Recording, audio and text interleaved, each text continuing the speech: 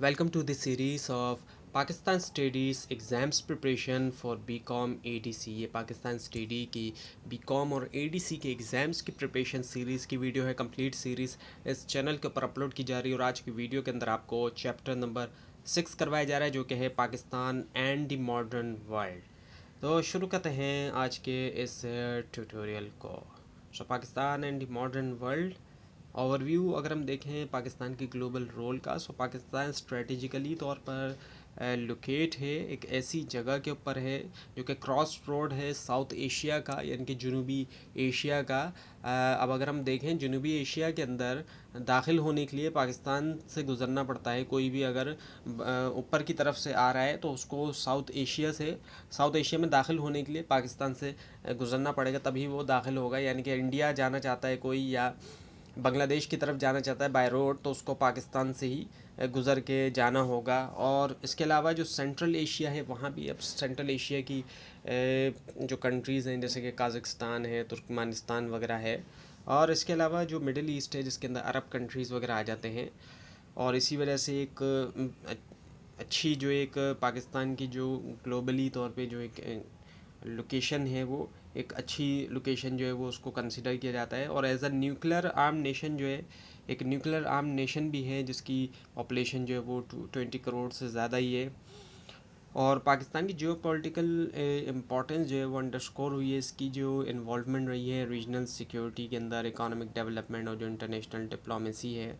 और वक्त के साथ ये हुआ कि पाकिस्तान जो है वो ट्रांसफॉर्म हुआ एक न्यूली इंडिपेंडेंट स्टेट से की प्लेयर तक, जो है रीजनल सिक्योरिटी के अंदर। और इसके अलावा डिप्लोमेसी भी, पार्टिकुलरली तौर पे जो साउथ एशिया है, जनूबी एशिया है, और इसकी फॉरेन पॉलिसी जो है वो उसको तश्कील दिया गया है हिस्टोरिकल टाइज से। इसके अलावा जो सिक्योरिटी कंसर्न हैं और जो इकोनॉमिक इंटरेस्ट और कल्चरल एफिलेशन है, और पाकिस्तान का जो है वो रिलेशनशिप रहा है जो मेजर पावर्स हैं दुनिया के अंदर, जैसे कि चाइना है, यूएस है और रशिया भी है। और इसी के साथ साथ एक्टिव पार्टिसिपेशन भी रही है जो इंटरनेशनल ऑर्गेनाइजेशन है, जो कि शो करती बताती है हमें जो कमिटमेंट है ग्लोबल इंगेजमेंट के साथ। और कंट्री जो है ये प्ले करता है एक बड़ा रोल जो है एड्रेस करने में जो ग्लोबल चैलेंजेस हम देखते हैं आज के दौर में हमें दिखाई देते हैं, जैसे कि टेररिज्म हमें बहुत बड़ा एक चैलेंज दिखाई देता है और ये पूरी दुनिया का ही एक बहुत बड़ा चैलेंज बन चुका है इस वक्त। इसके अलावा क्लाइमेट चेंज भी हम देखते हैं कि क्लाइमेट चेंज भी हमें देखने में आ रहा है, और ह्यूमैनिटेरियन क्राइसिस भी हैं। सो इन स्ट्रेटजिक अलाइंसेस के ज़रिए और पीस कीपिंग मिशंस के ज़रिए और डिप्लोमेटिक इनिशिएटिव्स, पाकिस्तान ने जो है वो असर्ट किया है उसकी प्रेजेंस जो है वर्ल्ड स्टेज के ऊपर। So now the diplomatic relations, अब हम देखें ग्लोबल डिप्लोमेटिक इंगेजमेंट पाकिस्तान ने मेंटेन किया एक ब्रॉड नेटवर्क जो डिप्लोमेटिक रिलेशंस का उन कंट्रीज़ के साथ जो तमाम कॉन्टिनेंट्स के हैं। जितने भी कॉन्टिनेंट हैं उन तमाम कॉन्टिनेंट के अंदर ऐसे कंट्रीज़ मौजूद हैं जिनके साथ डिप्लोमेटिक ताल्लुकात रहे हैं। और एम्बेसीज हमें दिखाई देती हैं कंट्रीज़ के अंदर, उन कंट्रीज़ में। इसके अलावा कंसुलेट्स हैं दुनिया भर में, हम देखें यानी कि हर कॉन्टिनेंट में अगर हम देखें तो किसी न किसी कंट्री में हमें दिखाई देती हैं। और ये डिप्लोमेटिक मिशन सर्व करते हैं वाइटल कंडक्ट जो है पॉलिटिकल डायलॉग के लिए, इकोनॉमिक कोऑपरेशन और जो कल्चरल एक्सचेंज है और कंसुलर सर्विसेज हैं। और पाकिस्तान की जो फॉरेन पॉलिसी है वो एम्फेसाइज करती है पीसफुल को एग्जिस्टेंस के ऊपर और म्यूचुअल रिस्पेक्ट के ऊपर भी, और नन इंटरफेरेंस के ऊपर। जो दूसरी कंट्रीज़ के, दूसरे नेशन के जो अंदरूनी मामला हैं, यानी कि उनके अंदर नन इंटरफेरेंस होना, उनमें मुदाखलत ना करना, कि उनका जो भी अंदरूनी मामला होता है उसके अंदर। और हमें हिस्टोरिकली हम देखते हैं तो स्ट्रेटजिक पार्टनरशिप हमें दिखाई देती है, स्ट्रॉन्ग टाइज दिखाई देती है हमें चाइना के साथ, सऊदी अरब के साथ, टर्की के साथ और यूएस के साथ भी, और इसके अलावा यूरोपियन यूनियन वगैरह के साथ भी।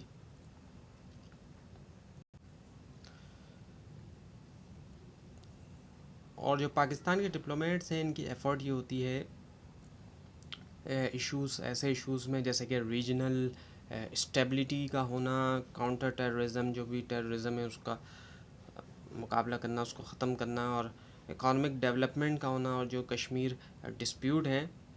सो मिनिस्ट्री ऑफ फॉरेन अफेयर्स के ज़रिए पाकिस्तान एक्टिवली पार्टिसिपेट भी करता है इंटरनेशनल फोरम में, नेगोशिएट करता है ट्रेड एग्रीमेंट और फॉस्टर करता है पीपल टू पीपल जो कनेक्शंस होते हैं। So now the international organisations, so membership and contributions अगर हम देखें, पाकिस्तान जो एक एक्टिव मेंबर है बहुत सी इंटरनेशनल ऑर्गेनाइजेशन का, जो कि रिफ्लेक्ट कर रहा है कमिटमेंट मल्टीलैटरलिज्म और ग्लोबल कोऑपरेशन के साथ, और ये मेंबर रहा है यूनाइटेड नेशंस का 1947 से, और कंट्रीब्यूट किया है सिग्निफिकेंटली तौर पे जो यूनाइटेड नेशन की पीस कीपिंग मिशन है उसके अंदर, और पाकिस्तान का ओआईसी के अंदर रोल रहा है, जो कि फाउंडिंग मेंबर रहा है ये और ओआईसी का, और एडवोकेट किया है जो मुस्लिम कम्युनिटीज़ के राइट्स हैं ग्लोबली तौर पे अगर हम देखें पूरी दुनिया के अंदर, तो उसका भी एडवोकेट रहा है पाकिस्तान।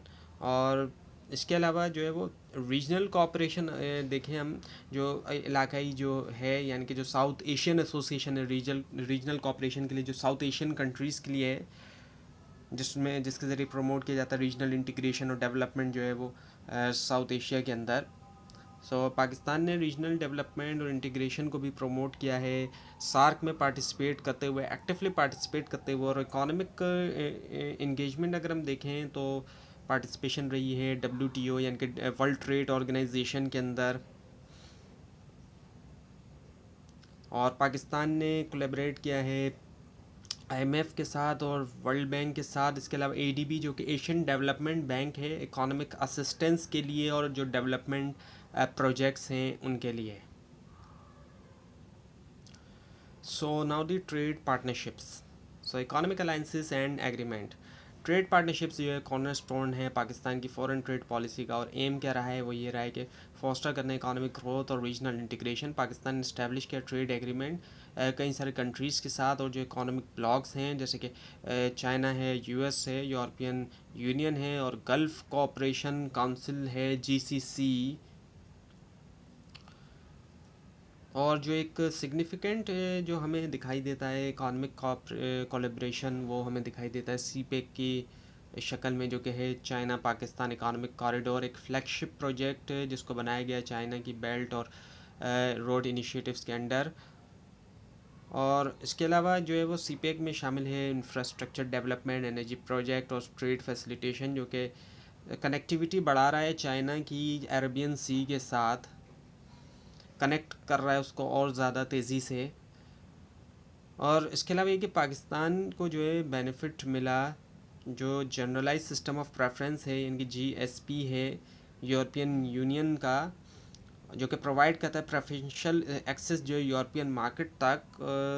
और इसके साथ साथ ये भी है कि पाकिस्तान जो है एक्सप्लोर कर रहा है फ्री ट्रेड एग्रीमेंट कंट्रीज़ के साथ सेंट्रल एशिया में जैसे कि काज़ाकिस्तान, तुर्कमेनिस्तान वगैरह, और साउथ ईस्ट एशिया जिसके अंदर इंडोनेशिया, मलेशिया और फिलीपींस हैं, और अफ्रीका भी, ताकि डाइवर्सिफाई करे उसकी जो एक्सपोर्ट मार्केट है, यानी कि ऐसा ना हो कि एक्सपोर्ट मार्केट चंद कंट्रीज़ तक रहे, बल्कि वो डाइवर्स हो सके और ज़्यादा से ज़्यादा कंट्रीज़ के अंदर जो है वो एक्सपोर्ट हो सके यहाँ से सामान जो है।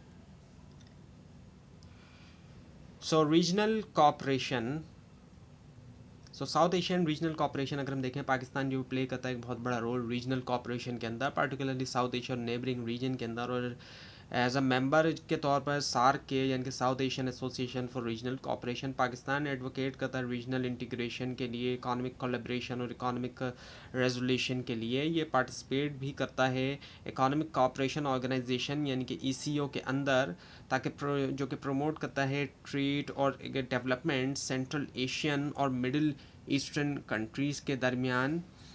और पाकिस्तान की जो रीजनल पॉलिसी है वो अगर हम देखें तो वो जो है एम्फेसाइज करती है पीस, स्टेबिलिटी और जो म्यूचुअल डेवलपमेंट है, स्पेशली अगर हम देखें जो उसका इंट्रैक्शन है नेबरिंग कंट्रीज़ के साथ, उनमें हम देखें जैसे कि अफ़गानिस्तान, ईरान, चाइना और इंडिया हो गए।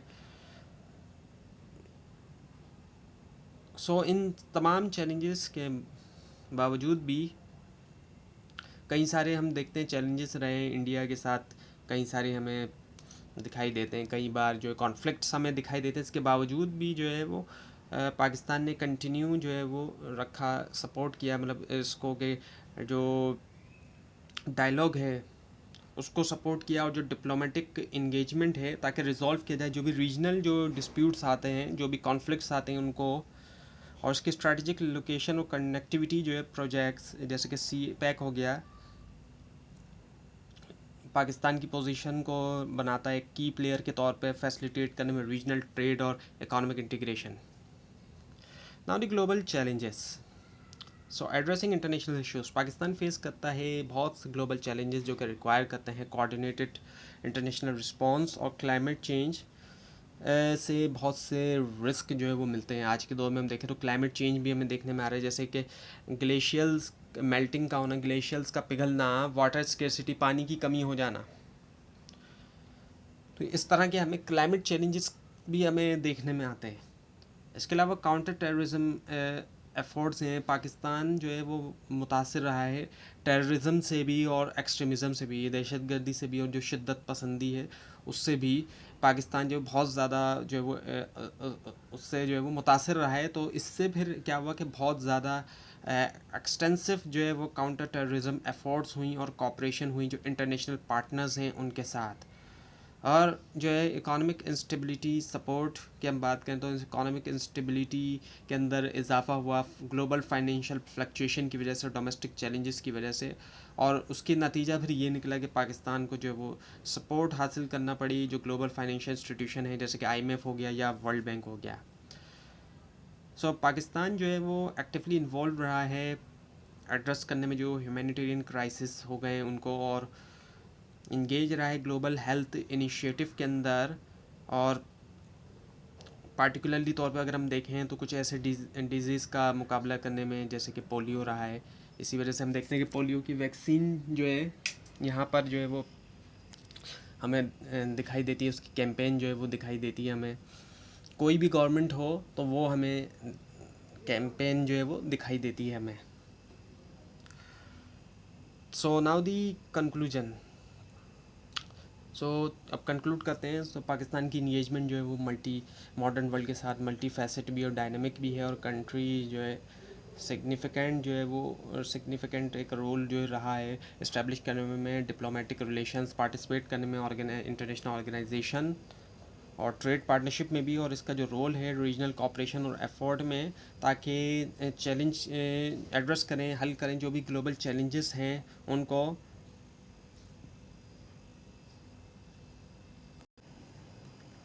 लेकिन हम देखते हैं कि चैलेंजेस अभी भी बरकरार हैं, और पाकिस्तान कंटिन्यू जो है वो परस्यू करता है एक फॉरेन पॉलिसी जिसके ज़रिए बैलेंस किया जाता है अपने नेशनल इंटरेस्ट के साथ जो ग्लोबल रिस्पॉन्सिबिलिटीज़ हैं उनको भी, इनके दोनों ही को सामने रखा जाता है, अपने भी ज़ाती मफाद और साथ में जो ग्लोबल रिस्पॉन्सिबिलिटी हैं उनको भी। लेवरेज करते हुए स्ट्रेटजिक पोजीशन, कल्चर हेरिटेज और ह्यूमन कैपिटल, पाकिस्तान का एम है कि इन्हेंस किया जाए ग्लोबल स्टैंडिंग, एक ग्लोबली कहाँ खड़े हैं, और कंट्रीब्यूट किया जाए मीनिंगफुली तौर पर जो इंटरनेशनल पीस है, डेवलपमेंट है और जो कॉपरेशन है।